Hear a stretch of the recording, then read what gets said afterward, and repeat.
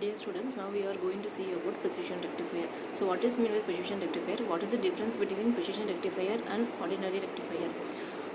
If ordinary diode is used in conventional rectifier means the cut-in voltage is 0.6 for silicon and 0.3 for germanium. So input voltage is greater than cut-in voltage can only be rectified. That is, in conventional rectifier, it cannot rectify the voltage below cut-in voltage.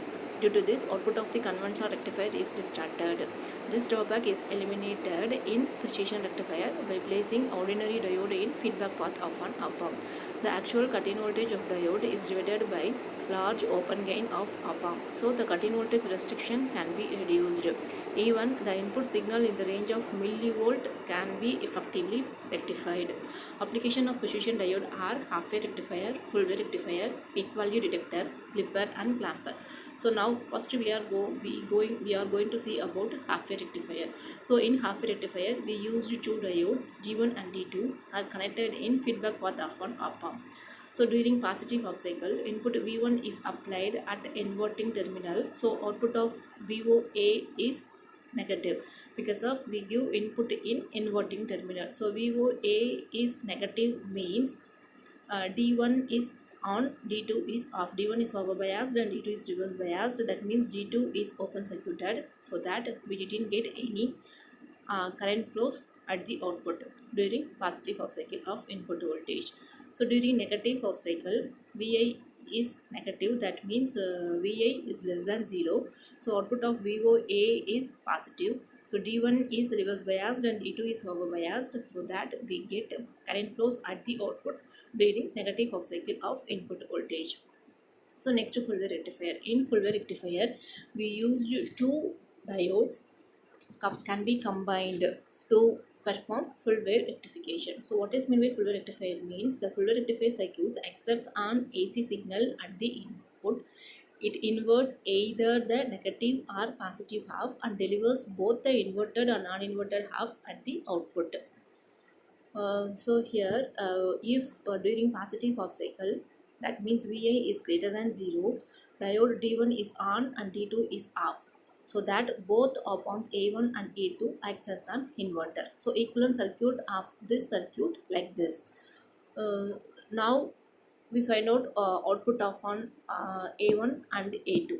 So V dash not equal to how we find out output voltage means minus RF by Rin into VA. So here RF is R and RI is also R. So minus R divided by R into Vin is equivalent to minus Vn. Similarly, A2 op-amp output is minus R divided by R into V dash naught is equivalent to minus V dash naught is equal to minus of minus Vn is equal to Vn. During negative half cycle, Vi is less than 0 means D1 is off and D2 is on. So A1 acts as an inverter and A2 acts as a non-inverter. Equivalent circuit be like this. So now we apply KCL at node A means Vi divided by R plus V divided by 2R plus V divided by R is equal to 0. Take LCM and find out V is equivalent to minus 2 by 3 into Vi. So first op-amp output is connected to the non-inverting terminal of op-amp 2. So V naught equal to 1 plus R divided by 2R into V. So now substitute V in V naught. So V naught equal to 1 plus R divided by 2R into minus 2 by 3 into Vi. So finally we get minus Vi. So input voltage in negative half cycle also we get output. V naught is equivalent to Vi. So next, peak detector. So peak detector means the circuit which shows the highest value, that means peak value of the input signal is called peak detector. So this is achieved by charging a capacitor. Such a peak detector circuit follows a peaks of an input signal and stores the highest value in terms of voltage on a capacitor. If more higher peak occurs in an input signal, new peak value gets stored for infinite time until the capacitor is discharged. This circuit is a basic peak detector. So the input signal charges the capacitor C through diode D. The capacitor gets charge equal to the highest input voltage, neglecting the small diode drop. The capacitor remains charged to the peak value of input unless and until discharged with the help of MOSFET reset switch.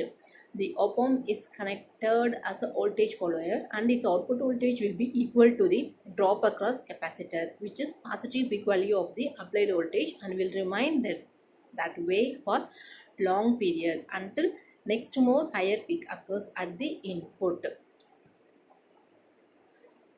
Next, voltage follower peak detector. So when input Vi is exceeds Vc, the diode D is forward biased and the circuit is its voltage follower. The output voltage V0 follows Vi. When Vi drops below Vc, the diode becomes reverse bias and capacitor holds the charge till the input voltage again until a value greater than Vc. The circuit can be reset, that is, capacitor voltage can be made zero by connecting a low MOSFET switch across the capacitor. The circuit can be modified to hold the lowest or most negative voltage of a signal by reversing the diode. Peak detector applications are test and measurement instrumentation and amplitude modulation and communication.